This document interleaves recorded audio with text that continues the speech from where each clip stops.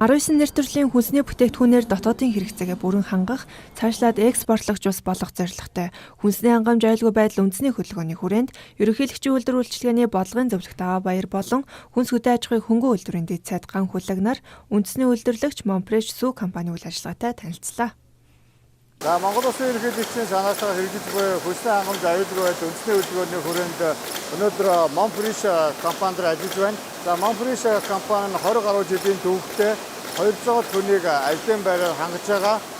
Жилдээ тэр бом орчим төргөний натур нийгмийн даатгын чимтгэл нөөцийг улсад төлдөг Монгол Улсын эдийн засагт тодорхой хэмжээний хувийн оруулж байгаа ийм томоохон компани байна. За цаашдаа хүнс хөдөө аж ахуйн яам хүнсний хувьцаалын 37 дугаар тогтоолын хэрэгжлийн хүрээнд бол үндсэндээ эдгээр үйлдвэрүүдийг дэмжих олон төрлийн үйл ажиллагаануудыг зохион байгуулахаар төлөвлөж байна.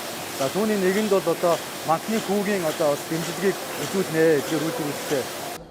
Монфреш Сүү компанийн хувьд анх 2.5% таслагтай Монфреш Сүүг үйлдвэрлэн зах зээл нэвтрүүлж байсан бол өнөөдрийн байдлаар ард түмний танил байнгын хэрэглээ болсон 30 гаруй нэр төрлийн бүтээгдэхүүнүүд 100% Монгол үнэний цэвэр сүгээр Франц технологиор үйлдвэрлэсэн органик 4 төрлийн бяцлаг үйлдвэрлэн зах зээлд нийлүүлж байна. Ерөнхийлөгчийн санаачилсан хүнсний хувьсгал хөдөлгөөнийг бол бид бүхэн дэмжиж ажиллаж байгаа.